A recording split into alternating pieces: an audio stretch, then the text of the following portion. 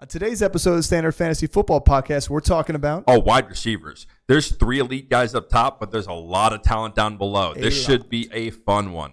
Let's unpack it together.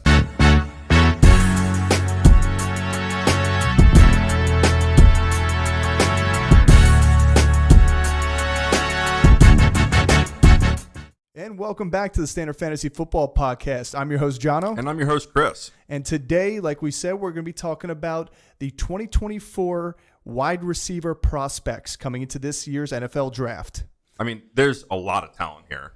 And there's the 3 really big guys up top that we want to talk about, Nabers and Harrison and Odunze, but there's a lot of talent in this draft class. We've talked about it for a couple weeks, how this is probably one of the deepest wide receiver classes that we've seen in a long time.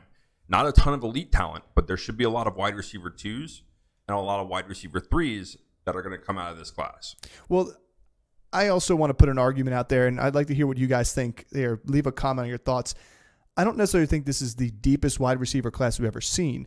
I think we're at a point in the NFL where wide receivers are the creme de la creme. They are the pinnacle for these teams outside of the quarterbacks. And if you want to have these franchise high-level Hall of Fame quarterbacks come in, you need to surround them with talent. And the talent's not the running back position anymore. It's at the pass-catching positions. And so you can't just have one elite receiver and get away with it in the NFL. You need 2 elite receivers now in the NFL to make a run. I mean, you can argue the Chiefs do it without there, but you have an elite with Travis Kelce, and you have the best quarterback in the league right now. So, but outside of that, all these other teams, you really need 2 big pass-catching pieces.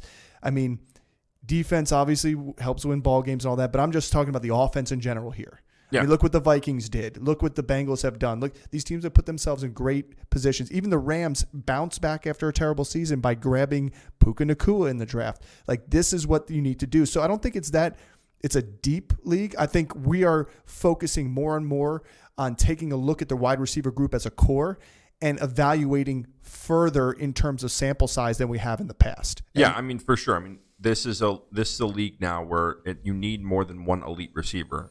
Having one elite receiver really helps, but it really helps having the second guy there that can create separation to when you have the number 1 corner going against that number 1 wide receiver and they get shut out of a game.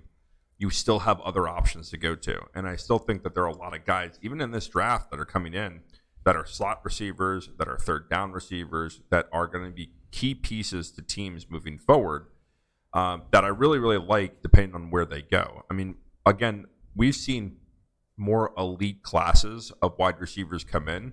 What I'm saying with this class is that it's just deep. There's a lot of really quality guys in this draft. Yeah, I agree. I don't disagree that the level of quality has risen. Yeah. And I think that helps with the depth of this. But I think overall, we are looking at the receiving core. I mean, we're doing the same thing with tight ends because of what we see year after year. That is a position that had to rise up as a pass-catching position because of the needs coming from the quarterback. Again, this is why we push for standard scoring leagues, people. We'll talk about that again preseason. We'll do a shorter episode this time. Also, I'll put a link down at the end of the video for our last year's video on why standard scoring is the way to go and why PPR is all but dead. It should be. But I mean, but you talk about like the talent in the league and when they're coming out of college, right? And just really quickly, you're going to have possibly 2 sets of teammates in college that all 4 of those guys are going to be first-round prospects. Well, look at LSU for the past years. I mean, you look at Landry and Odell were the first pair to do it. Right. But you're talking about another pair of LSU guys and then a pair of guys from Texas that have a chance to go into the first round. And both those guys, and you're seeing more and more college teams do this where they're going to have elite guys. I mean, Bama we've talked about for years and years and years. Wide receiver, Ohio State, they have multiple guys there. But now that there's other teams that are really starting to step up their talent, and these guys are translating to the NFL. And again, they're not the elite guys, the number 1 guys, not all of them, but there are these guys that are playmakers on teams. I mean, you think about some of these guys where they really develop into number 1 stars. And talk about one of the teams that has multiple receivers in the NFL, the San Francisco 49ers. I mean, they have Deebo Samuel there. He's breaking out, and then they draft Ayuk from Arizona State. And he all of a sudden becomes a number 1 receiver, and he's contesting for that. It's true. I mean, T. Higgins, like teams aren't willing, are not afraid to not waste, but spend a draft pick early on to go and get one of these elite guys, especially if they have everything else established at that point. Yeah. Well, let's dive into it here. Let's talk about the potential first receiver off the board.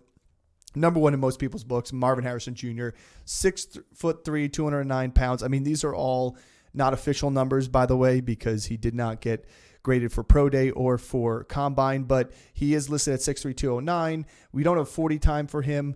We know he's fast. We know he's quick and agile. But this past year, 2023, 67 receptions for 1,211 yards. He had an 18.1 yards per reception and 14 touchdowns in 12 games. He had 8 games last year of 100-plus yards. So, but here's the thing. Here's the one hiccup, and this is why other people can say Nabers or Odunze should be above him, is the fact that there was not a single person on Ohio State outside of him that had over 576 yards and over 41 receptions and 5 touchdowns. So, like, he garnered the entire passing offense. Yep, but you look at the 2 games that he had against Ohio State, where he was or against Michigan, where the last 2 games he had over 250 yards combined receiving. No, I agree. He torched elite defenses. He did, and I'm not saying he shouldn't be number one. I'm giving my argument for side. him against the other guys is that, and I really do believe this, he might be the best wide receiver prospect we've seen since Calvin Johnson. The full package. He's the full package. Fantastic. He is one of the most polished route runners that we've seen come in from college in a very long time. Devonta Smith is really the only other comparison that I can make in the last 10 years as in terms of a route running. And ability. Devonta Smith didn't have the size that Harrison does. No, I think, and again, you're coming from, I mean, this is what I keep going back to is, you don't think this kid grew up around Peyton Manning? Yeah. Well, you don't think, I mean, just growing up around your father in general. Right. Who was a fantastic route runner and found like ways to kill zone defenses. Right. And I think his son is a better athlete than he was. Yeah. And again, grew up with that pedigree, knows how the NFL wants to run things, comes from a very pro-ready offense, comes from elite talent on that offense. So he's used to running these routes. And he played in a conference where you played against really elite defenses. So he's done it against everything. The national champions. Yeah. I mean, again, this is a really good gauge for wide receivers is how do they perform against the elite talent? How do they perform against the Georgias, the Alabamas, the Michigans, the Ohio States? Mm-hmm. They perform really well against those teams. In college, they're ready for the NFL. Yeah. And, I mean, we don't have to spend a lot of time on Marvin Harrison Jr. because we suspect he's going to be gone in the first 4 picks. Now, something can change. It could be jockeying for quarterbacks, and then he's still gone in the first 5 picks. Yeah. So I think you're perfectly fine here. If you are the Arizona Cardinals or the LA Chargers, or somehow he falls down to the New York Giants, as a fan base, you're going to be happy with this guy here. He's going to be the Justin Jefferson, the Jamar Chase for your respective teams, considering those teams haven't had anybody. Giants since Odell. Keenan Allen just left the Chargers. And Arizona really hasn't had anybody since Larry Fitz was drafted. D-Hop, but he was only there for 2 years. He wasn't drafted by them. No. He wasn't a franchise player for them. He was brought in to be with Kyler in that, Kingsbury high-flying offense. So I want to talk about Nabers here too, because he may be one of my favorite because he may not have the height. He's only 6 foot here. He has around the same weight as Marvin Harrison Jr., but the guy flies. A 4.38 40, a 42-inch vert, and he's just built bigger than like overall body type. Now, we're not talking about Deebo Samuel running back wise, but built bigger. 89 receptions, 1,569 yards, 17.6 yards per reception. He had 14 touchdowns, tied with Marvin Harrison Jr. The crazy part for him is he did all of this with having Brian Thomas Jr. alongside him. And Brian Thomas Jr., we'll talk about him in a bit, was a 1,000-yard receiver. Brian Thomas Jr. also had 17 touchdowns. Yeah. Well, I mean, Nabers is a guy that his play speed is excellent. And he's a very, very physical guy. He is going to run through the catch. He is going to be a physical after the catch. So he plays to that size as well. He has all the intangibles that you look for in an elite receiver.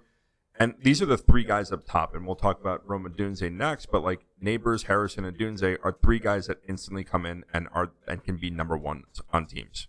And I don't think you could say that about anyone else in this draft class, that they instantly come in and can be number 1s. Where I think these 3, I mean, Harrison, Nabers, and Odunze can go onto teams with established veterans and be a number one and still be the number one. Yeah. Now, I want to argue that there are some receivers on here that could be number ones for their teams, but not with an established veteran or an established number one receiver already there. And I agree with you. I agree with that. Like if any of the top, I'd say even the top 6 guys on here that we talk about, and we don't have them ranked in our rankings quite yet, because honestly, you can't rank a guy outside of these top 3, because I love Brian Thomas Jr. I love Adonai Mitchell. I love these guys, but they can go to a bad situation, and I'd rank one of them right above the other one. So, but it's Brian Thomas Jr. went to the Chargers. That guy's the number one for that team. Yeah, I mean, it's the same argument we made last year where everyone thought JSN was going to be coming in. It's like, he gets drafted, and he's going to be the number 3 there. We saw it coming off. I saw it, and we talked about it, and he was still the first rookie drafted off the board in a lot of in fantasy drafts. And I said it. He probably has the worst situation to go into out of any rookie. Quentin Johnston, I think, had the worst, but it was a close second, if not above JSN's. But he wasn't at the talent level that JSN had the talent. He was drafted 1 pick after him. Yeah. So I'm just saying, it's same situation. Yeah. Two good receivers already there with an established quarterback rapport. You're going in as a rookie in places that don't run 3 receiver sets that often. Right. Like they have to build an offense to do that. Right. And, I really like Nabers as well. I think Nabers is going to be a really elite talent in the league. And again, I don't think either any one of these 3 guys makes it outside the top 10. I'd be shocked if they do. It would have to be a lot of trading, a lot of quarterback driven. You'd have to have Brock Bowers thrown in there and some defensive edge rushers for them to make it outside the top 10. Yeah. We'll talk about the third guy, Rome Odunze, real quick here. He is the biggest of the bunch. He's a little bit heavier than Marvin Harrison Jr. He's still 6'3". I wouldn't be surprised, by the way, if Harrison came officially under 6'3". Sure. But that being said, Odunze is definitely bigger, plays bigger too a lot of times. He ran a 4.45 40, slower of the bunch, but 92 receptions, 1,640 yards, 17.8 yards per reception, and 13 touchdowns. He was right there. And again, another receiver in this top 3. Different than Harrison Jr. Now, this is not a knock on Harrison Jr., but he had to compete with Polk. And Polk for Washington still had 1,100 yards and 9 touchdowns. Yep. So, again, we're talking about premier production in the NCAA against competition and able to, especially someone like Nabers who did in the SEC, not to say the SEC is the creme de la creme, but I mean, it's the measurable for most of the teams a lot. Sure. They're doing it with those guys next to them. And so I think it's the offenses that complement that, but and the quarterbacks too, because you could see that LSU's quarterback and Washington's quarterback are arguably top 5 prospect, top 6 prospects. And that's what I was going to say is these two come from teams that like to pass the ball a lot, right? So yeah, there are some inflated stats and there are some guys in here where, they're going to have multiple 1,000-yard receivers on the team. They come from teams that like to throw the ball a lot. Whereas, there are some other guys on this list that we'll talk about that come from teams that don't, which I think are going to be hidden gems in this. And I think teams might be overlooking them and fantasy owners might be overlooking them because their stats don't jump off the board the same way that others do. There's guys and there's guys from Michigan. We'll talk about Rome Wilson later. But I mean, he's a guy that didn't come from a passing offense. Their quarterback only threw for 2,500 yards. Whereas, you look at Penix and you look at Jaden Daniels, and they were topping out, 4,000 yards. Yep. So there's so many more yards to go around to people. But I think that there's talent level there, and Odunze has the intangibles to be that elite receiver. He's a great route runner. He has elite speed. He's great with the catch. He doesn't have a lot of drops. He's great at creating separation. So he's going to fit into a lot of these teams, and especially in the top 10 where there are so many teams that are wide receiver needy. This is a great position for him to go into that. Well, and the thing about these 3 guys, when you look at them on film compared to the other receivers here, they make it look effortless. When you look at Calvin Johnson, he made it look effortless. When you looked at Justin Jefferson when he was at LSU, he looked effortless playing the game. It wasn't that it was easy for him. He just was so tuned into his element as a wide receiver and took that role on. It's it looked easier. And that's one thing that I noticed with Odunze since Nabers and Harrison Jr. weren't at the combine. If you watch a combine, it just looked like he was out there practicing, but he was moving. He's moving fast, but his calculated movements and the route running is what makes him one of these elite guys.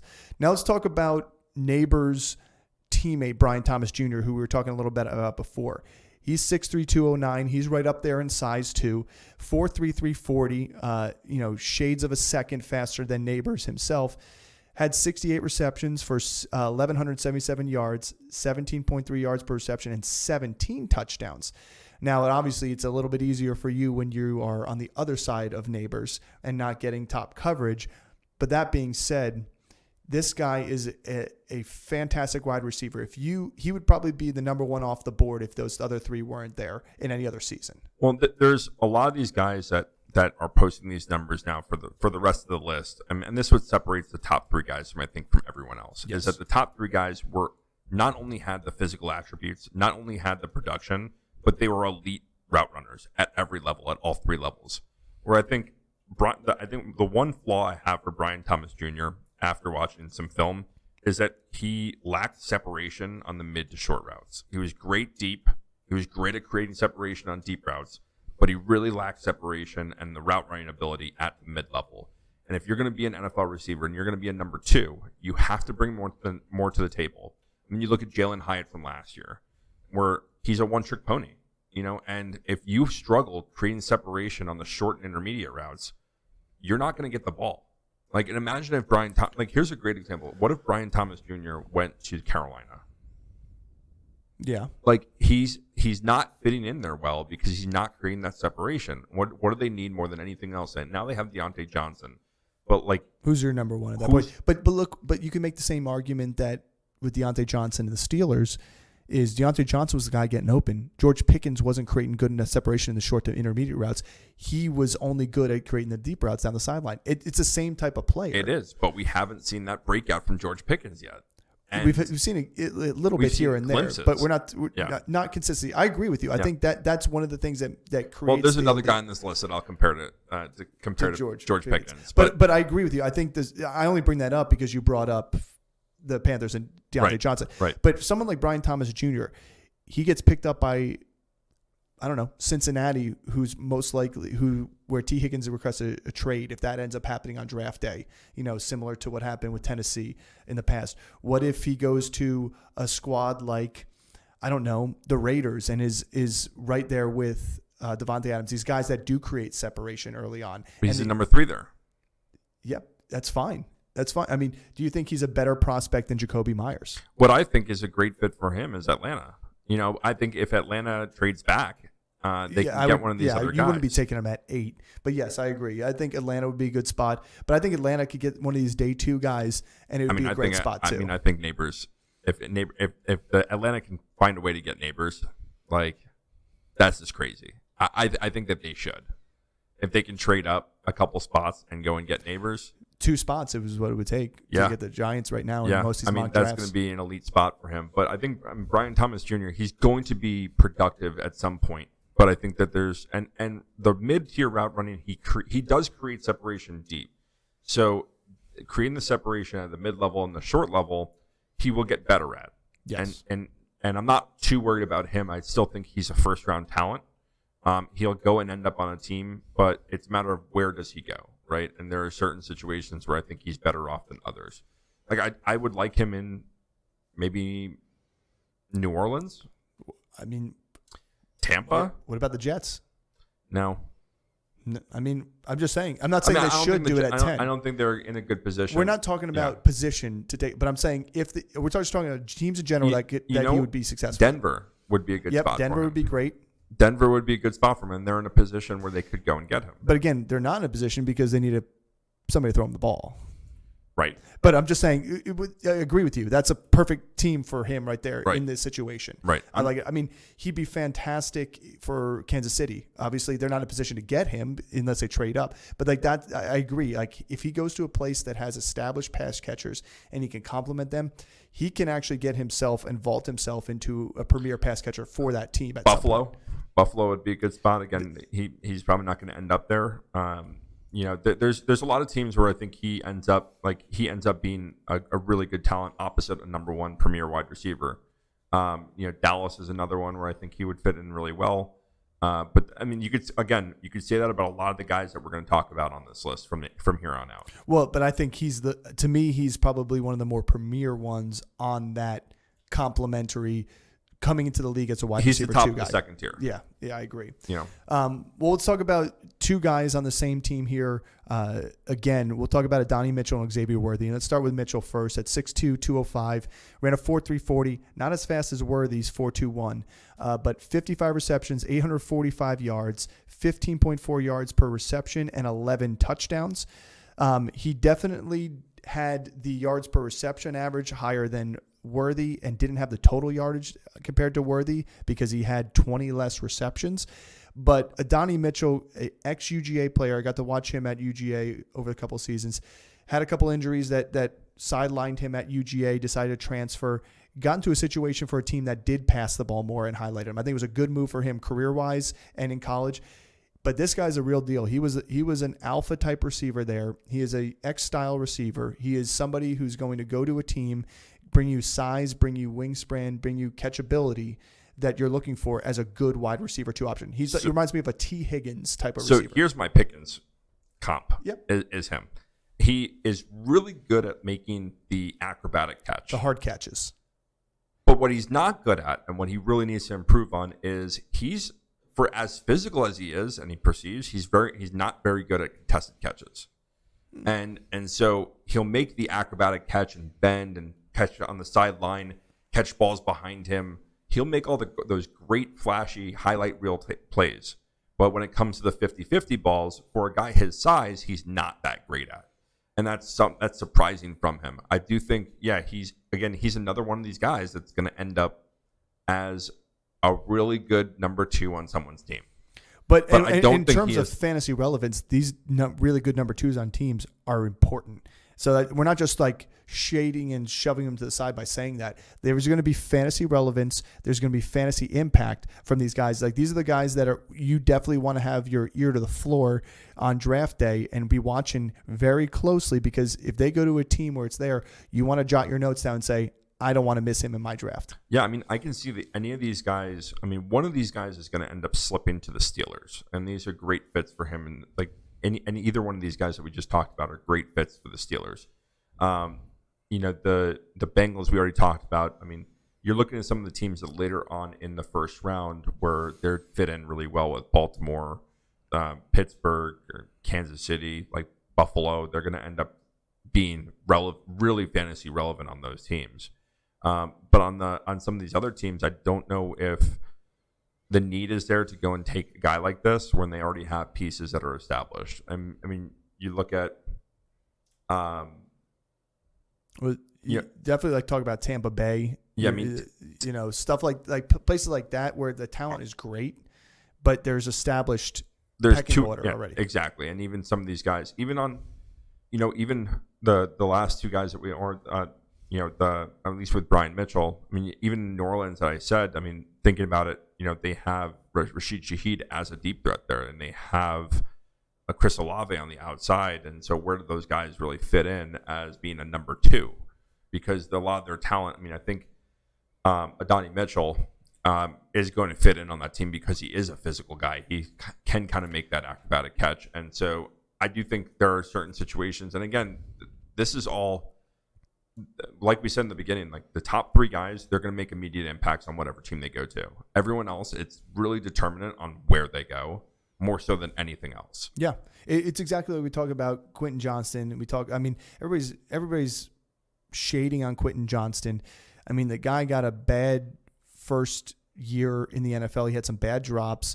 But let's not forget, he played behind 2 guys all preseason. Then Palmer comes in as the number 2, and he's still the number 3. And then he comes in after Keenan Allen has some injuries, and he's trying to get highlighted. And that offense couldn't do anything. It was a terrible situation to go to. JSN, everybody's like, oh, what a bust he was in fantasy. No, he actually was fantastic in opportunities he had. But the opportunities were few and far between compared to Zay Flowers, compared to Jordan Addison, who these guys came 2 picks right after those 2 guys, had immediate impacts on their team as wide receiver twos because of the opportunity.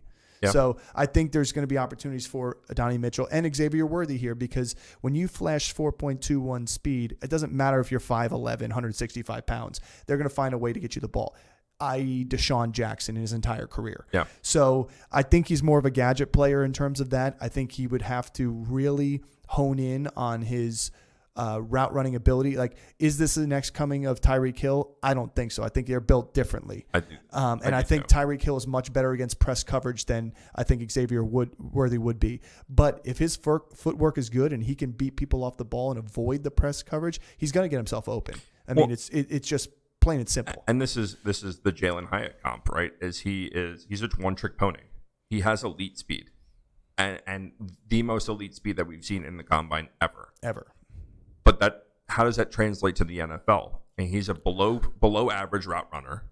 So you're going to beat players deep, but you don't have the size to really create a ton of separation, especially against man coverage and press man. Well, that's the difference between Hyatt and him. Hyatt at least has some height on him and some reach. Right. Like, you can teach a guy to use your body. You can't teach somebody to use 5'11", 165. Right. And if you know, the size is, and I know last year we talked about, I don't care about these size. We had two guys come in with Tank Dell and with Josh Downs, where I was like, I don't care about their size. But those guys were posting up over 100 receptions in college and 1,400 yards in college. Yeah. That's not Xavier Worthy. Well, I mean, he had 75 receptions. Yeah, 75 for what? 1,000 yards? And 5 touchdowns. So, yeah. So that just shows you separation in the red zone is difficult for him. Right. Exactly. So you're a one-trick pony. So if you're not getting the ball deep and breaking out, then what are you really doing? Yeah. But what I do think that Xavier Worthy brings in, and with the new kickoff rules, is he is actually a great special teamer. So he does add that value to being a punt returner, being a kick returner. And you have that elite kind of speed where if you break a seam, you're going to be gone. Mm-hmm. So I do think that there's value. I think Xavier Worthy's route running ability and his unpolished receiver traits is going to drop him out of the first round, in my opinion. With his speed, it's going to be hard for teams to do that. Exactly. I think the 4-2-1 they see, it's sticker shock. And let's just do a quick recent history callback on two players that gave that sticker shock at the combine. John Ross, who really had a fizzled out career from the start, and Henry Ruggs, who's in jail. But even before he went to jail, he lived his life very fast and very furiously. Before he went to jail, he had maybe one or two really good flashy games, and then kind of just was that. He just had speed, but when you can't put the pieces together, that's my concern with Worthy. Do I think he's better receiver than Henry Ruggs? I think so. A better receiver than Ross? Yes, because those guys were literally drafted for their speed, pure and simple. And they weren't used on special teams like they should have been. Right. They were used for their slot receivers. I mean, Ruggs did it at Alabama, but he had pieces around him to help him get open. Right. So outside of Xavier Worthy, we're talking about guys that don't have the size of those top guys we've been talking about. Let's talk about Lad McConkey, because that's a polar opposite of what Xavier Worthy is when it comes to being a receiver and what you got coming in out of UGA. He's 6 foot 186. He ran a 4.39, not a slouch time at it whatsoever. He also posted only 30 receptions for 478 yards. He had a 15.9 yards per reception. He had dealt with injuries. He only played 8 games total, and a couple of them he left early. So only 2 touchdowns on the season. But that's not his game. His game was, he was our third down, and I say our because I'm a fan, but he was Georgia's third down savior when he was in those games. He was a guaranteed, almost a Hines Ward type player that he was going to be open. Yeah, and he is more comp to Amendola, Wes Welker, those guys that Edelman. And this is really where again, we talked about these specialty guys where I think that this receiver class is really deep. He is a guy that is going to be an elite slot receiver in this league. There are some flaws to his game, and there are some flaws to him. He has small hands for a receiver. Mm-hmm. And yeah, that's not a big deal, but he has a lot of drops for a college receiver. For a guy that has the volume of work that he should be getting. Yeah, he's a consistent guy. He's going to get you the first down, but when you have those kind of consistent drops, that'll really bring you down the depth chart in the NFL level. Where he really excels at is he creates separation. He probably is the best separator coming out of this league or coming out of this draft in terms of short and intermediate routes, which every team in the NFL needs someone like that. I mean, this is like a Cooper Kupp type of separating type of guy. He can bring that type of separation. He is a check down master, and this is a guy where he can end up on a team, and he's going to go later. Like, he's not going to be.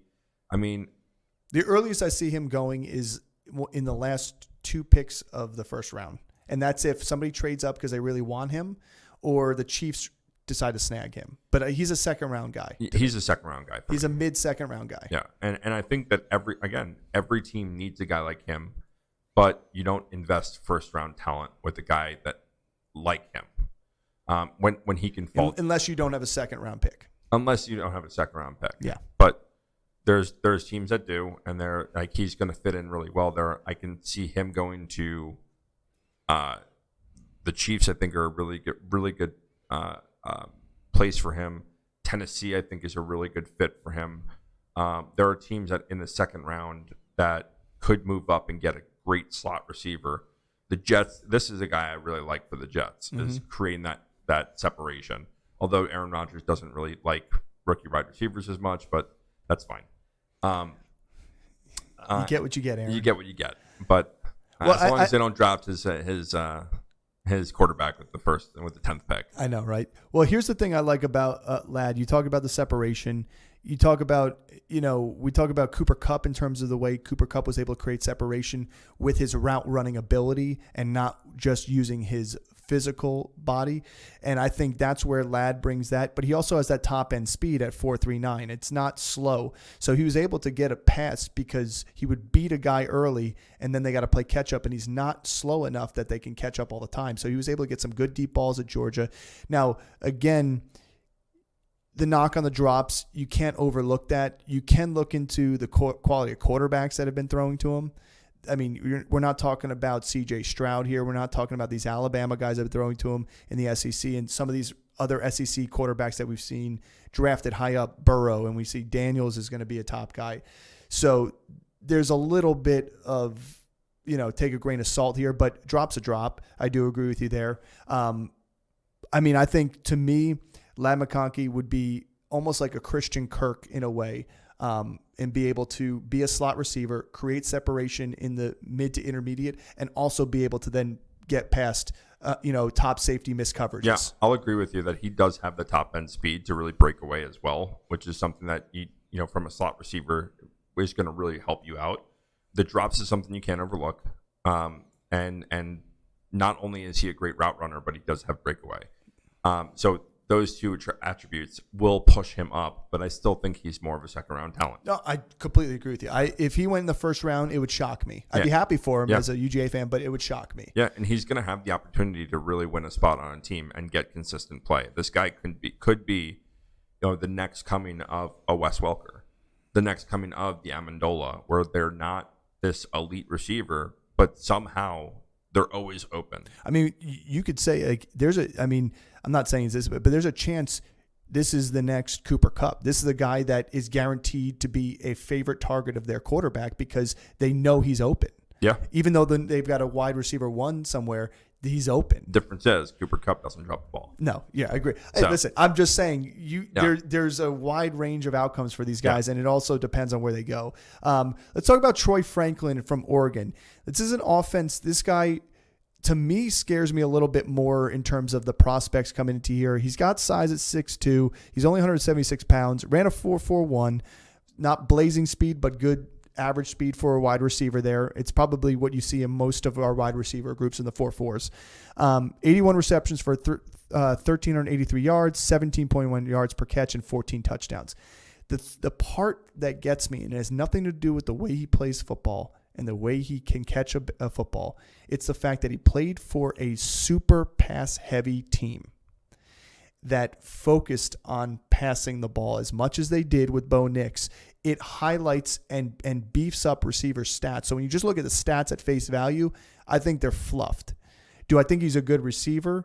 Yes. I think The combine showed that his numbers weren't what they needed to be, and he wasn't as polished as some of these other guys that were going through. It did help that Nabers and Harrison Jr. weren't there, because I think it would have made him look a lot less polished. But that in itself is a 100% a day 2 guy here. Is still a guy that's going to be a good number 2 receiver somewhere, but nothing about him stands out to me. Yeah, I mean, this is another guy that, yeah, his stats were fluffed, and you can make the same argument with Odunze and Polk. They're on a pass-heavy team, yeah, and they're going to have the stats to back it up. The issue that I have with him is that he has, again, like Ladd, a lot of drops. Now, he's actually really good at contested. For his size, he's good at contested catches. He's got good wingspan. He's got good reach. So, and he's good as a vertical threat. He has elite vertical threat talent.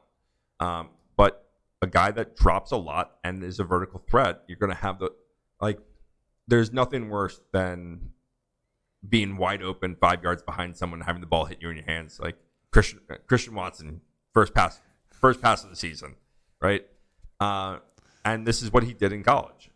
He was open and had a lot of dropped wide open passes. And this is something he's going to need to get better at. His size concerns me a little bit. And again, he's not that polished of a receiver as much as he has his stats buffed, and he had 81 catches.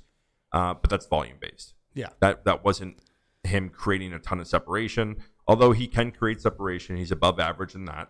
He has a 3-level approach. He can run the intermediate routes and the short routes, but his elite talent is on the vertical threat. Yeah, and to me, I'd say his stats were truly, truly fluffed if he didn't have over 17 yards per reception, but that also coincides with his deep threat ability. Right. So you're going to have more opportunities for 20-plus yard receptions more often. I think he's going to be a good complement. He's a day 2 guy. He checks the boxes, but when these teams are looking for a receiver, they don't want just somebody who's checking the boxes. But somebody's going to take a chance on him as a wide receiver 3/2 for their squad, depending upon, because we've seen teams like the Vikings where, they have KJ Osborne who checks the boxes, but they went out and they got Jordan Addison. Yeah. And you could see a team looking to try and do something like that and going to grab Troy Franklin in a position where, maybe we have a wide receiver 2. Maybe contracts are coming up soon and he's just not doing it, at the level we need him to do it. Let's bring in this guy here. We don't have to spend much in draft capital on him. And then they got themselves maybe a home run because they got a wide receiver 2 that they can trust behind their elite guy. Yeah. I mean, the thing is with these guys and a lot of these guys now, it's like, all right, are you going to risk a 2nd-round pick? And especially, are you going to reach on a 2nd-round pick like Franklin, or are you going to wait for Javon Baker? And later on, there are other guys like this wide receiver class is very deep with a lot of the guys that do the same thing. Brenden Rice, right, who just doesn't do the same thing, but Brenden Rice is got some pedigree. He's got route running. We'll talk about him. So. Yeah, I mean, that's our Troy Franklin take here. We'll finish up our first column and then take a quick second to shout out here. But Ricky Pearsall out of Florida, another SEC receiver. I mean, he himself is 6'1", 189, 4'4", 140, 65 receptions for 965, 14.8 yards per reception, and only 4 touchdowns. He did have 2 rushing touchdowns and a decent amount of rushing yards too. So he's definitely got the speed, and they used him as a gadget player at times too in the his last 2 seasons at Florida, which is a benefit to some of these teams. But I like him because he is crisp. He's a good agile receiver, can make the quick cuts and get himself open as well. Yeah, this is a guy I really like Indianapolis.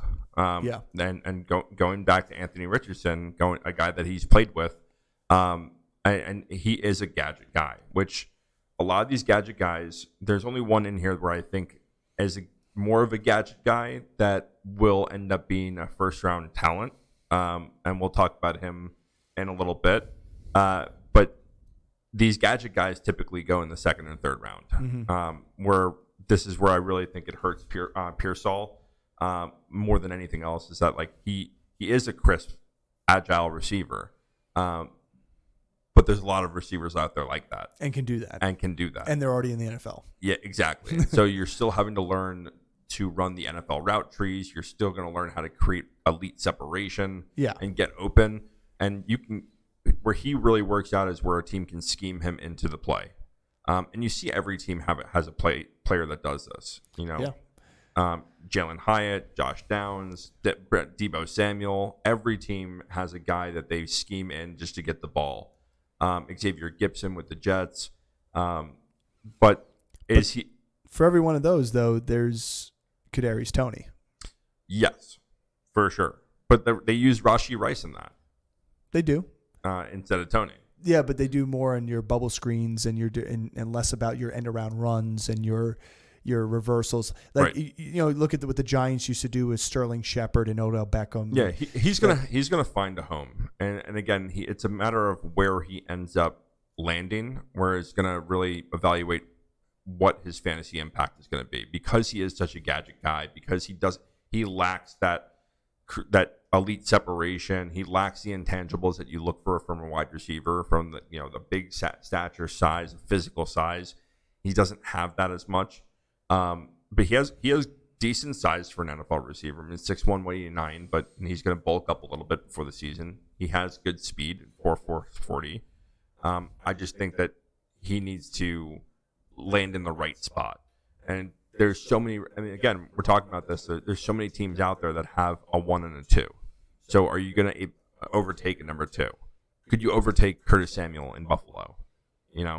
Yeah, but but what about someone like Washington who loses Curtis Samuel?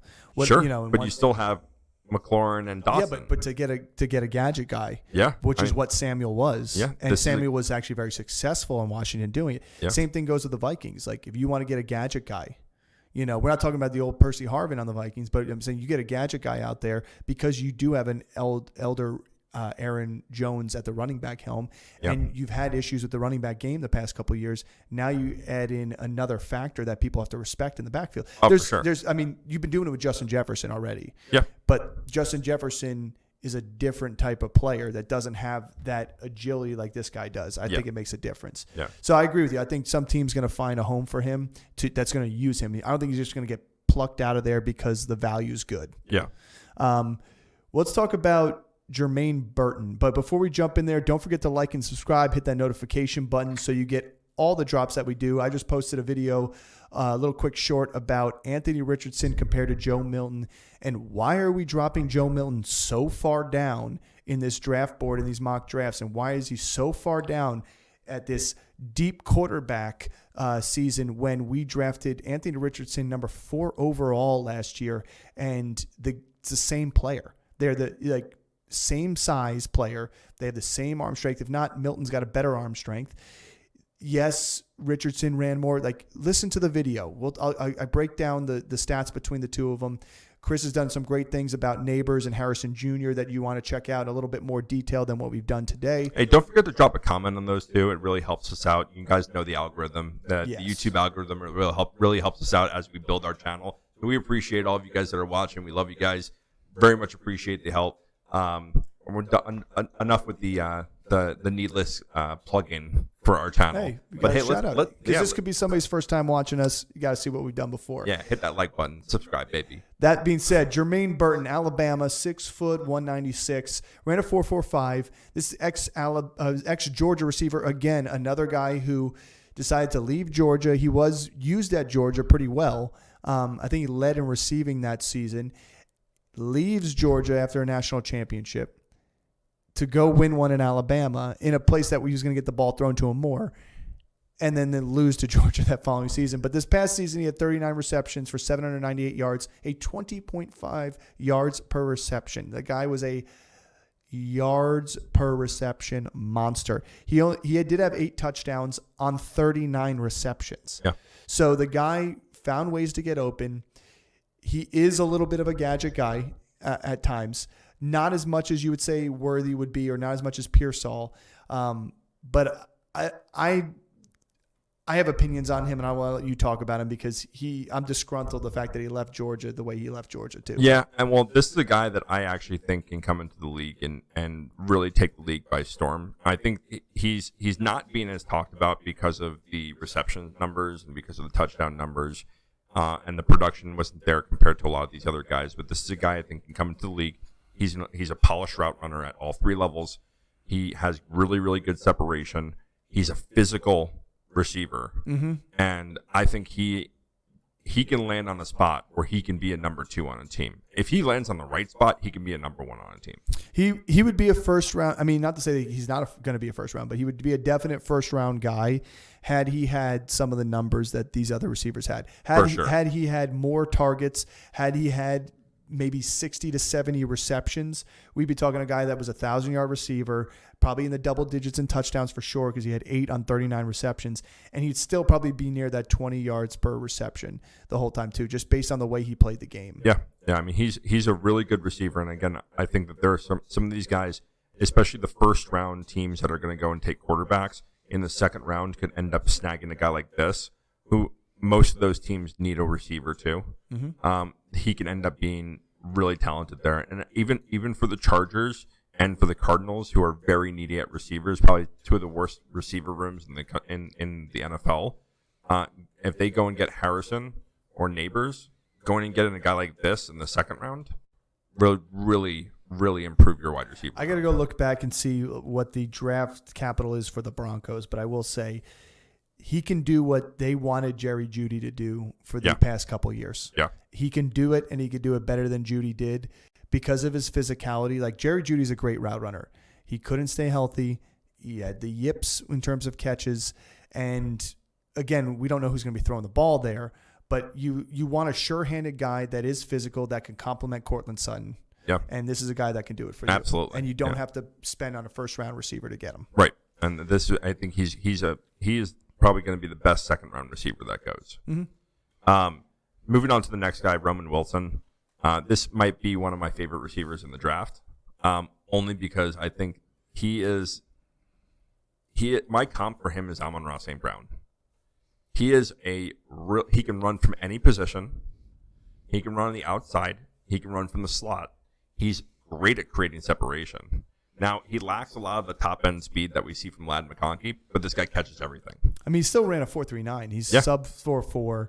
He'll, again, 16.4 yards per reception, 12 touchdowns on 798 yards on 48 catches. Again, we're talking about a Michigan team that didn't throw the ball a lot. Right. Like J.J. McCarthy threw the ball like 10 to 12 times some games. Right. So this guy's doing what he's doing on a team that was a run-heavy offense under Harbaugh. Yeah. Now, you hope, but there's a good chance that if the Chargers decide to say, hey, we're going to go with Joe Alt to boost our line, to protect our quarterback and get our running game going. Sure. Boom, Roman Wilson to the Chargers in the second round. I wouldn't be surprised. I can absolutely see it. Like this is a guy that can come in, and I think where his value is the best is in the intermediate routes. He's excellent at creating separation. He's excellent against the zone and press coverage at creating, especially at the top of the route. He's really, really good, and he catches everything. So I think this is a guy that is going to be a sneaky fantasy value. And I know we're the standard, but especially you guys that listen that are PPR guys, this is a guy you want to go and grab. And he's going to be available late because he's not going to be a number 1 on a team. But neither was Amon-Ra when he came in. And look at what Amon-Ra has done in year 3. I like Roman Wilson as a best ball pick. Because we're talking about best balls before the season starts. You draft your players.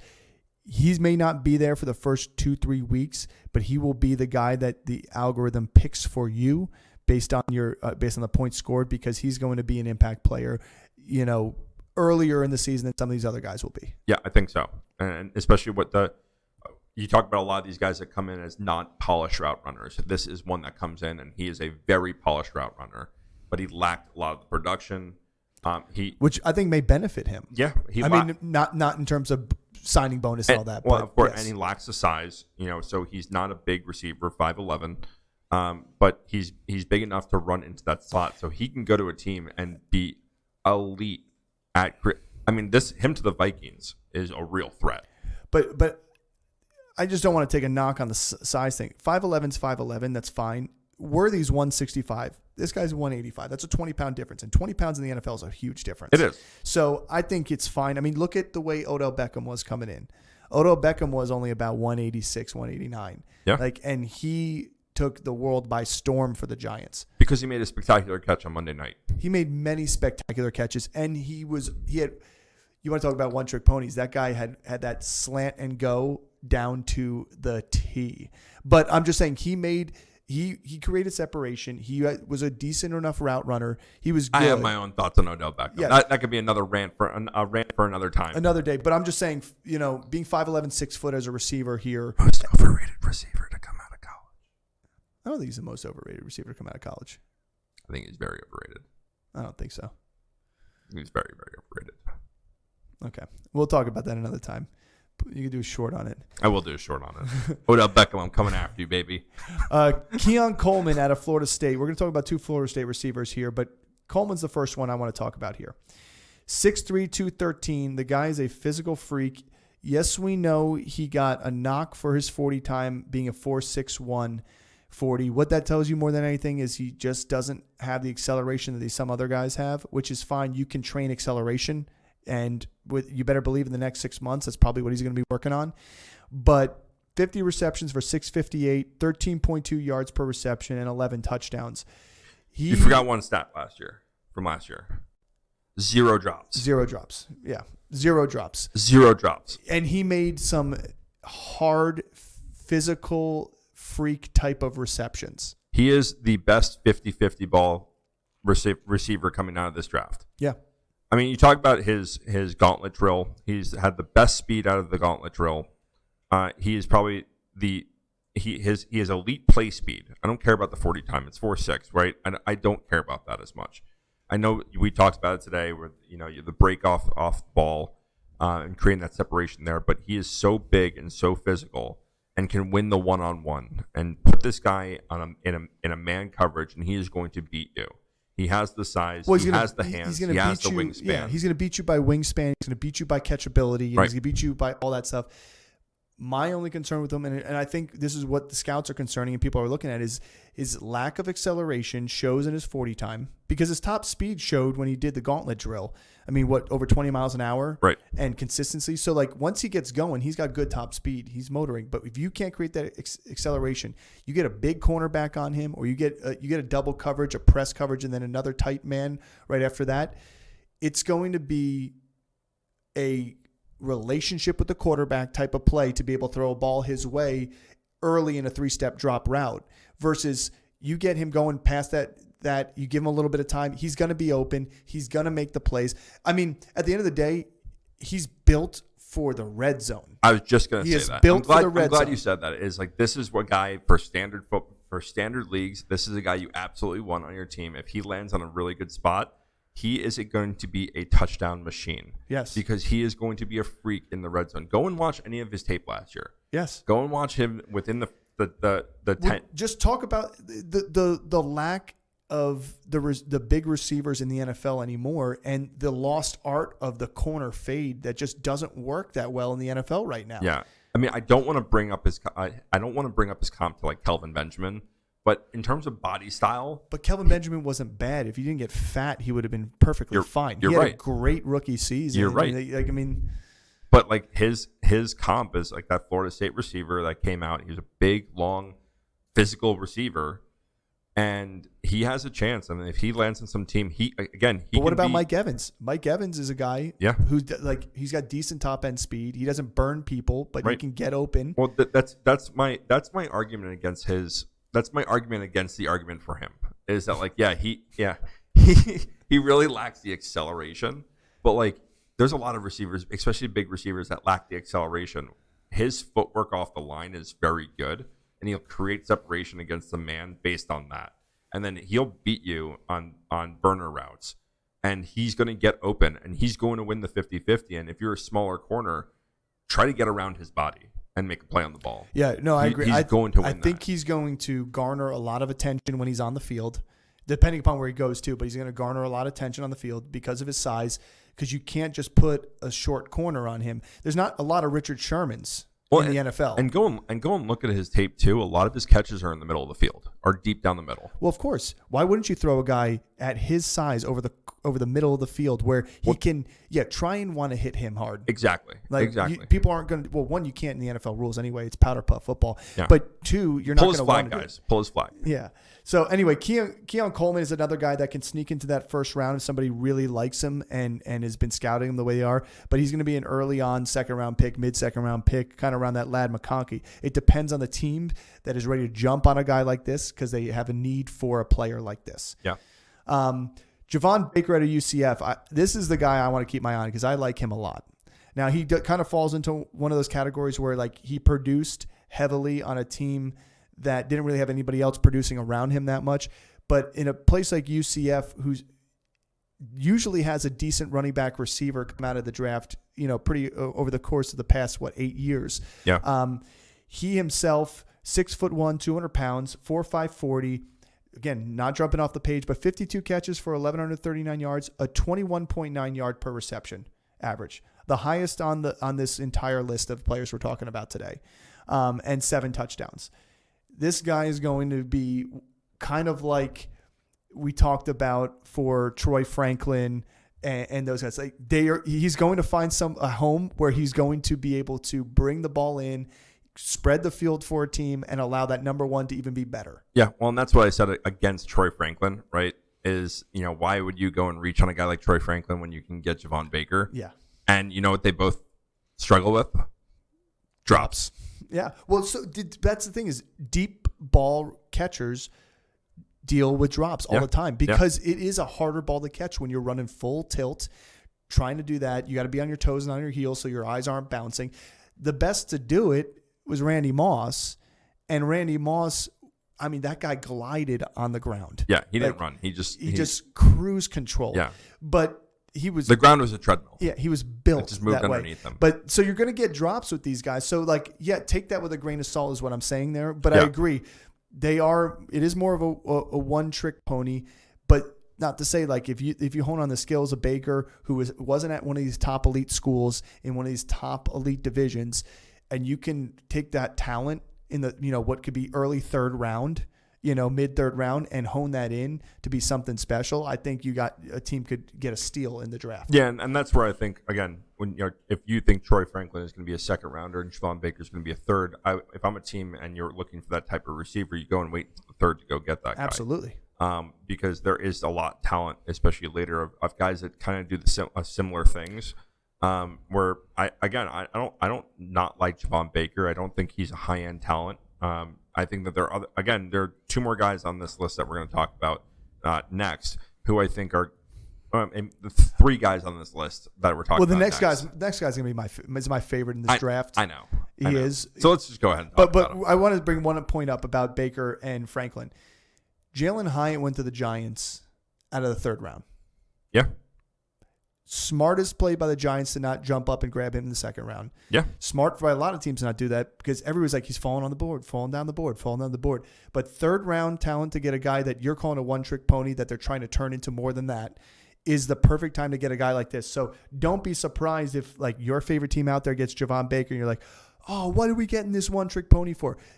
Listen, these programs have opportunity. Now, the difference between Hyatt and where he went compared to somewhere else is he didn't have that alpha wide receiver 1 to work alongside of. He was on an island. He didn't have an alpha wide receiver 2 to work with. He didn't have a beta wide receiver 2. Well, Wan'Dale Robinson was coming off a torn ACL. And then finally at the end, and Sterling Shepard was coming off a torn ACL. And MetLife just owned us. And Kenny Galladay is just nowhere to be found.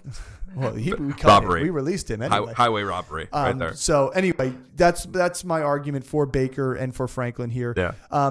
But my favorite guy in this draft, and it is from South Carolina, Xavier Legette. I don't love to have to say that because he is an SEC rival. But that being said, 6'1", 221. He's a big, thick receiver, kind of like your Keon Coleman.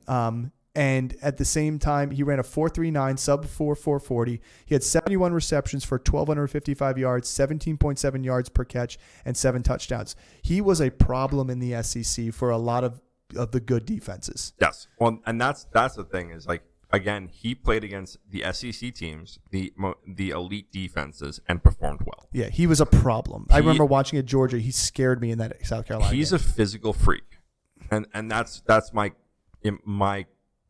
physical comparison to him is going to be a Deebo Samuel. Like, he's a physical freak. Yeah, he runs really well he runs very physically after the catch.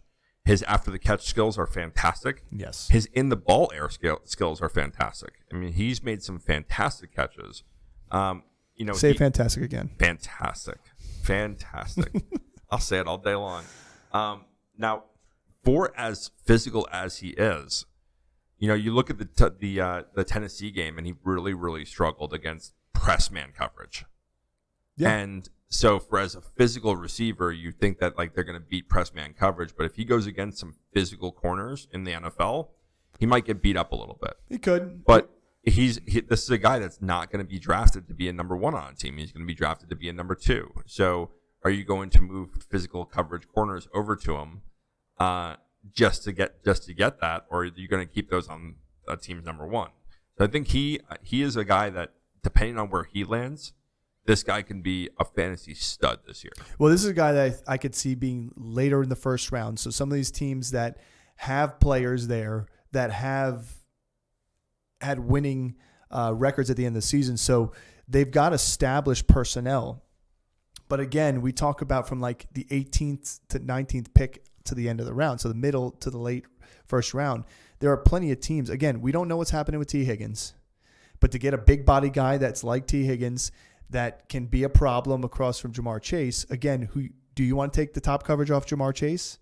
Go ahead. Let him torch you. So I think there's a team that's going to see this, and it just depends on the situation. But Baltimore is a perfect example. I was about to say Baltimore. I even think that you go get somebody look at Green Bay. Green Bay has young youth receivers there, but nobody is taking the reins. Everybody wants Christian Watson to be the guy there, and at some point that experiment's going to end.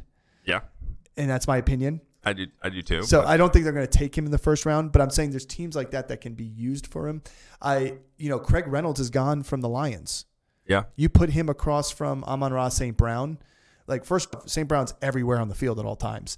You put a guy like this on there that's going to create mismatches at times too as well. I think that it does nothing but help the Lions. Yeah, I think the Lions are in need of a lot of these receivers. I think actually Keon Coleman is a great piece for the Lions. But I do think that they need someone to complement the down the field, bigger body possession receiver, because you're going to have Amon-Ra getting so open, and Laporta getting really open. So you get another big body in there like they had with Reynolds.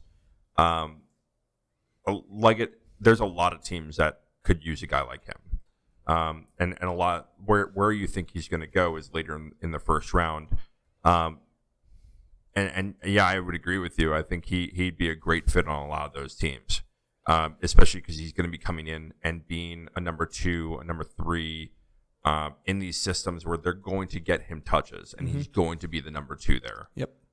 It's a great position for him. I don't necessarily love him in Cincinnati. I think again, they need someone that's going to take the top off more than Chase, because they use Chase a lot in in every level of every level. But I also think with not re-signing Tyler Boyd, and if you're trading away T. Higgins, which if that does happen, if we see a draft day or pre-draft day thing happen there, you're going to need a big body guy, and you can still get a guy later on, like we talked about. You can go get Baker in the third round. Yeah. You can get a guy that can take the top off the field. Or again, you go for somebody like Jermaine Burton, in the second round and change up your thing. But let's talk about Brenden Rice. He's got pedigree in the fact that he is Jerry Rice's son. Out of USC, played with Caleb Williams this past season. 6'2", 208. He's a thicker wide receiver, not speed demon. He ran a 4.5 40 flat, but 45 receptions for 791, 17.6 yards per catch, and 12 touchdowns. The guy got open. And if you watch his yards after the catch, that's what maybe impressed me the most with him. His ability to catch the ball and do something afterwards was and his ability to get open too on the run, because we know Caleb Williams was great on throwing on the run and scrambling. He was able to get open for his quarterbacks. That is a tough thing to do. Not every receiver is good at doing that. That's a knack for the game of football. And I think that's what benefits him. Well, now that, Rashee Rice might go to jail, they might be able to fill another Rice with in Kansas City. Second round pick. I think this is a perfect fit for Kansas City. Yeah. Like he's a great fit for that team. And I actually think even with like Buffalo, he's a good fit there. Teams that you have a scrambling quarterback that's going to throw more on the run, this is where he fits in. Because you're right, he has elite route running ability. His top end speed isn't there, but neither was his dad's. And he's the greatest receiver to ever live. Yeah. He catches the ball. He's very, very good, low drop percentage. So this is a guy that can instantly come in and be a solid receiver. And I don't think he has the ability to. I don't think he has the intangibles outside of his pedigree to be an elite wide receiver in the league. But I think what he has is that really consistent receiver. Like, I think he can be middle of the tier, just consistent receiver for 10 plus years in the league. I think he can put together 1,000-yard seasons pretty easily, and, on a consistent basis. And you know what? A lot of people said about another USC receiver, which is Amon-Ra, which is like he lacked a lot of top-end speed. He lacked the intangibles to be like a top-end receiver, and look what he's done in the league. And it's all about what system these guys go into where, they can really have their skill set flourish in that for that team. Yeah. So it's just there are certain teams where I like these guys more. I don't think he's a great fit in every system. Like if he goes to the Giants, I don't really love it. If he goes to the Patriots, I don't really love it. If he goes to Washington, I don't really love it. If he goes to Chicago, I don't really love it. No. I mean, the only reason Chicago would get somebody like him is to be second fiddle to DJ Moore next year. Yeah. After Keenan Allen's gone. Yeah. I mean, if he goes to Atlanta, I really don't love it. No, because you need the type of receiver like that is a great compliment. Now, it's rare that you see a guy. There's a chance this can happen, but it's rare that you see a guy that what Amon-Ra was able to do. But that can happen here with Brenden Rice. Yep. Like he's got the abilities that Amon-Ra has. Everything he does well. Yeah. And that's the benefit of having him. And I love his yak. Like I love his yards after the catch. Like regardless of what the numbers show, when you watch it on film, he fights for the yardage and he makes people miss. He's a low center of gravity, his ability to move, and he's a bigger guy. He's not quick and easy to take down. So I like him. I think he's got the body type for the NFL. Let's talk. We only got about 4 more here. We'll run through. Thanks again for tuning in to this episode. Don't forget to like and subscribe and hit that notification button. As we move on, shameless plug. As we move on to Jalen Polk out of Washington, the second fiddle to Rome Odunze. And I'll let Chris talk about this because Chris was tooting his horn about how he really likes Polk in this coming draft here for some of these teams. And I want to hear his reasoning why. Yeah, I mean, this is another guy that like I don't understand why we love Odunze so much, but we really haven't heard a lot on Polk. Because Polk is a guy, and we talk about Brian Thomas Jr. and Nabers and what they were able to do, but if you look at what Washington was able to do with those two receivers, Polk just seemed like very, very physical receiver. Or his jump ball is absolutely fantastic. He's going up there and contesting catches, and he's coming down with them. Mm-hmm. He's like, and that's where I think him and Keon Coleman are the two best coming out right now at contested catches. He's a big receiver, 6'1", 203. He's a physical receiver, and it just seemed like every pass last year from Penix was going to one of these two. I mean, it was. But plain and simple. But there were games where Polk had the game, and not Odunze. Yeah. And there were games where I don't think you can have one without the other. This is a guy, you want to talk about the T. Higgins replacement? This is it. This is a guy I really like. Yeah. For Cincinnati. And I don't know why we're not talking about him more as being a first-round talent. I really don't. Like, he has all the skills. I mean, his 40 time's a little bit down. I don't care. 4.52, yeah. I mean, that's why we're not talking about in the same breath as Nabers and Thomas Jr. is because both of those guys are 4.3 guys. I think that's the biggest difference, too. Plus, again, when you don't play in the SEC, like, you don't get the love that some of these other teams do in terms of highlights. Sure, but but we're talking about Washington, who was in the Final Four. Right, exactly. They really blew it, but that's besides the point. They made it there, and like people joke around the Pac-12, but like you had competitive teams there in the Pac-12. Well, he's being talked under Troy Franklin. I know, who was in the same division, and again, Troy Franklin got fed. Polk, you can argue, did too, behind Odunze. Right. And I don't think that their numbers were that far off from each other where we're not talking about Polk as being this guy that's an elite talent. Like, I think he's been overshadowed so much that he's going to fall out of the first round, and I think that's a mistake for a lot of teams. Or he's going to fall down to the very end of the first round, which might be put him in a better position than his counterpart. Yeah, well, I think at the end of the day, he's definitely going to fall out of the first round. And it's just a numbers game at this point. Yeah. Like, somebody has to have on their sheet that he's above so many other players for him to fall in a needs basis, because you get into a numbers game where you're like, well, these receivers are good, but that edge rusher, that offensive lineman, you cannot pass that up, because the level in comparison to the others and what they can change to your team. Yeah, this guy may be able to change your team as a pass catcher, but Jared Verse will be dominant for us. Like that's where you just start to get, and that's the problem sometimes with these later teams and picks is like, yeah, he could make a team like the Chiefs or the Ravens fantastic, but Ravens lose Clowney and somebody drops down. Ravens need an offensive lineman. They need a running back. Like, there's so many other factors that go into it. I like Polk. I like both the receivers out of Washington with Odunze and Polk. I think I agree with you. He is getting definitely pushed down on this list further than he should be. I'd like to see him in Indianapolis. Yeah. Across from Michael Pittman. Yeah, I think so too. It'd be a fantastic fit for him. They need a number 2. You have Josh Downs in the slot. Who's, to me, is a great slot receiver, gets open, but Josh Downs can't be your number 2. Yeah. He can't be your main number 2. Yeah. Let's talk about Malik Washington out of UVA. He's been on the list here as a top 20 prospect for wide receivers. We're talking about Drake May's number 1. Oh, sorry, this is a UVA. I'm talking about Devontez Walker. Malik Washington at UVA, he's 5'8.5", 191. Small guy. Love these guys. Small guy. But boy, does he play physical. He plays big. Yep. That's what I like about him. If you watch his highlights, this guy fights more for every inch than anybody in this wide receiver group. It's amazing because he can't just fall down and stretch his arms out. He's got to punch through through the defense.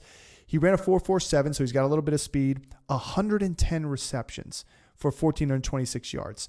Yeah, that's not a big yards per reception, but at the end of the day, he's not getting that because the volume he was getting was in that short to intermediate route running and letting him do things with the ball after the catch. Yeah, this is like my Tank Dell comparison right here. Yeah. And this is a guy that, again, he's undersized. But he's thicker than Tank Dell. This dude's 191. He is. He's a bowling ball. And he's better in the intermediate than Tank Dell. Tank Dell can run any route. Yeah. This guy's much better in intermediate. But anytime you have 110 receptions in college and 1,400 yards, I mean, like, there's respect to put on that. I don't care where you play. Correct. And when you're that size and doing that, it takes a certain mentality to enable you to do that. So I think he's going to be really special on some team if he goes to a really good fit where there's a team that needs to be able to pass the ball that runs. And he's a solid route runner too. Yeah. So he's going to go to a really good spot. If he goes to Cowboys.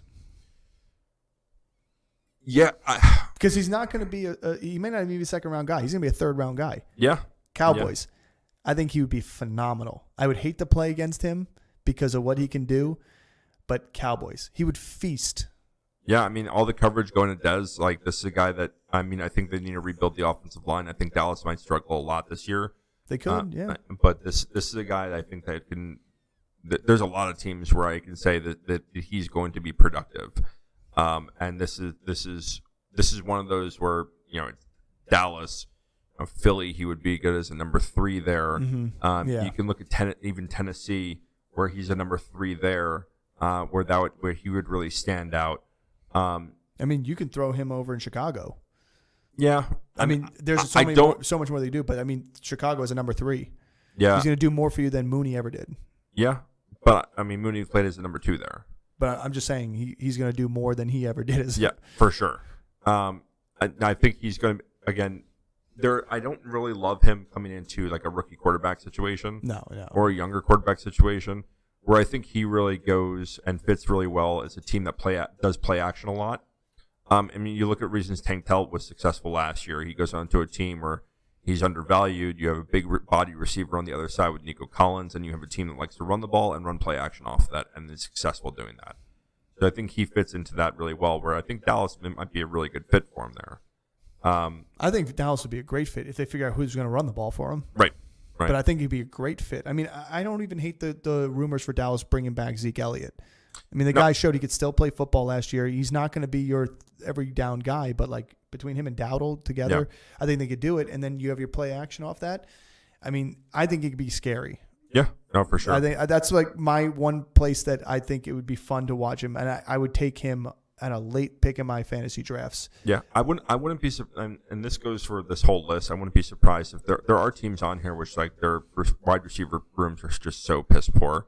And you look at the Patriots and you look at Arizona and the Chargers, where you can have multiple guys on this list go in, and you might have a set of two of them where they really complement each other really well. Yep. And they really, I mean, anyone that's playing with Justin Herbert is gonna be successful. I think like this is a great fit for the Chargers. You lose Eckler and you're not bringing anybody back to the squad that does what Eckler did. This guy can do that. I mean, imagine getting Malik Washington and you get Nabers. Yeah. Like and now Josh Palmer on the other side. It's plausible. Yeah. Now let's talk about somebody. When we talk about the Patriots, that I could see them going after because they've pretty much profiled drafting this type of receiver for a couple times. Yeah. And that's Johnny Wilson at FSU. So the counterpart to Keon Coleman. The crazy part is this guy's 6'7". He's 6'7", 237. He's built like a tight end. Yeah, he's a freak. He ran a 4.52 40, 41 receptions for 617 yards, 15 yards per reception, and only 2 touchdowns. But again, he had Coleman on there, and also you had Jordan Travis hurt during the season. But this is there's no doubt about his physical abilities here. No, not at all. His speed compared with that size is dangerous. You get somebody in that early third round that took a chance on a quarterback to bring a rookie, somebody with a big body like this that can learn alongside him, is going to be dangerous. And I could see the Patriots doing something like that because they've failed left and right with these veteran receivers. They failed left and right in drafting like N'Keal Harry and some of these guys a little too early than they should have. And now you get yourself a guy that you don't have to try and draft early, that you can wait because he's so far down on people's lists that and based on sample size, he just hasn't had it, that you're going to get an opportunity to draft a physical freak. That being said, he is unpolished. Like very unpolished. We're talking about route running needs work. We're talking about footwork needs work. But at the end of the day, to like get somebody like that late in the draft, he could be a round 4 guy. Honestly, at the end of the day, you never know. Yeah. But I think he's somebody that you don't want to draft in a place where you have a number 1 because he's so big. He's not a complement piece. He's like a complement piece to a young quarterback with a young receiver group that can build together. The Giants. Sure.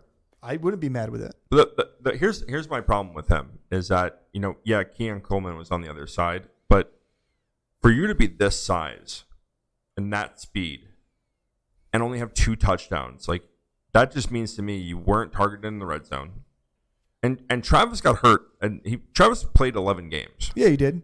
And you'd only have 2 touchdowns. But look at the rushing game for Florida State. I understand. I mean, Keon Coleman only had 11 touchdowns. I understand that, but 2 touchdowns means Keon Coleman's not 6'7". No, he's not. No, I agree. So he's 6'3". He's a tall guy. He's a big body guy. But that stat jumps out at you for sure, 100%. So he is going to need to be polished.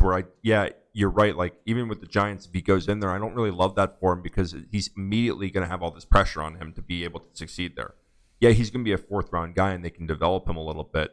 But I actually do think he ends up like he's better suited in a team that does have a speedy number 1 on the other side, where like Jamar Chase, Cincinnati Bengals, if they're going the 4th, 5th round for this guy, like that's a guy you go and take a chance on, and you go and have him learn route running ability in the NFL, and you don't need him right now. but you can develop him. And if he develops into something significant, now you have a freak. Yeah, well, what happens if a team wants to convert him to from wide receiver to tight end? Maybe. I mean, he's going to have to probably put on another 20 pounds. And he needs work on his blocking. I know that's one of his weak spots.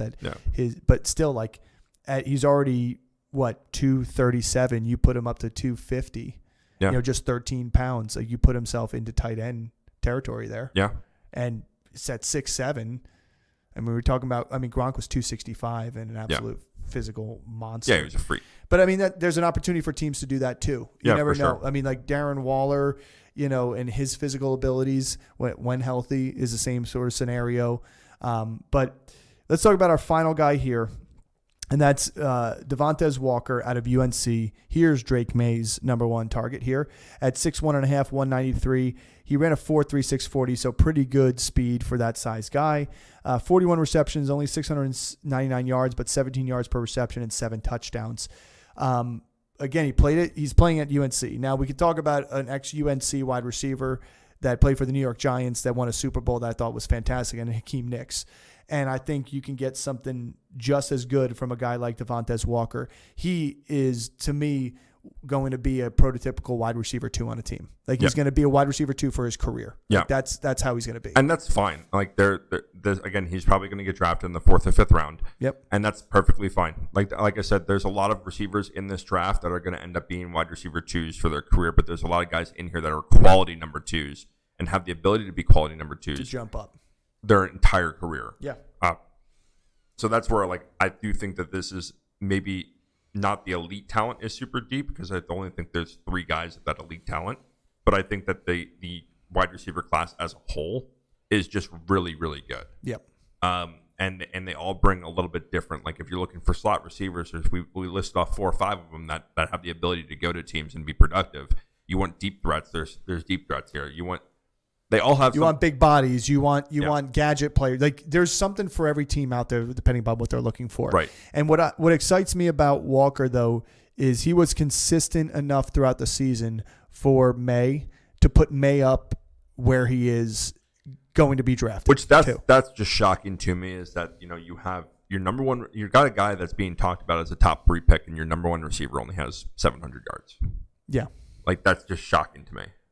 Again, he's getting talked about over Penix, and Penix had 2,000-yard receivers. Yeah. He's getting talked about over Bo Nix, who Bo Nix had a 1,400-yard receiver.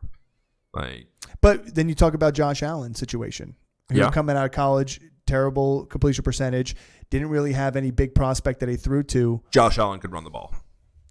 You could argue that May can. Not like Josh Allen can, but you can argue that May can. Yeah. And May's got the arm too. But again, we talked about Penix. If he wasn't injured, this is another quarterback episode. Go watch that quarterback episode. Go ahead and tune in and watch that. Another shameless plug. But I agree. I think, just to end this here, we don't see him being a big pick. It will, though, depend upon where he goes, because you could see a team that fades wide receiver most of the draft to pick the pieces they need and then go get him, and he's set up to be in competition for the number 2 wide receiver spot. He could be the sneaky pick at the end of your fantasy draft that you take a chance on. He wins in camp. He first 2 games gets limited time, and then by game 3, he's out there like flourishing. Look at Tank Dell, what he did to people who took a chance on him later in their drafts. I just think, it's going to be one of those, opportunities that keep an eye on this guy. I don't think you want to sleep on him if he goes to the right location. Yeah, for sure. Again, this is a deep receiver class. We're going to do another episode when the draft happens on talking about all these guys. This is more of just a player profile, background on all the names you really should know going into the draft. There are some of these guys where if they land, again, we've talked about this entire episode, if they land in the right spot, these guys could have high-end fantasy value as at wide receiver 2. There are guys on this list that are going to finish the season as top 20 fantasy wide receivers. And there's guys on this list that may be the wide receiver 2 for their team and may not have high reception totals, but are going to be in the top 20 for fantasy because they're going to finish in a touchdown position because of the type of player they are and the place they're going to. Yeah. But thank you for tuning in. I know this has been a longer one, but this is we talked about this last week. This is going to be a longer episode because there's a lot of talent here. There's a lot of talent at the wide receiver core in this draft. You should be doing your research going into the draft. Next week, we're talking about running backs and tight ends. it's going to be a combined episode. It's going to be a lot more condensed. It's going to be a lot more condensed because there's a lot less of them. We talked about 20 guys here. Next week, we're probably only talking about 10. Probably 10 total at most. So thanks for tuning in. We very much appreciate you. Another shameless plug. Go ahead, like, and subscribe. Hit that notification button to keep up to date with all of our new drops. We drop shirts daily. Don't forget to make a comment. It really helps out with our algorithm. Appreciate it, guys. As always, see you next time.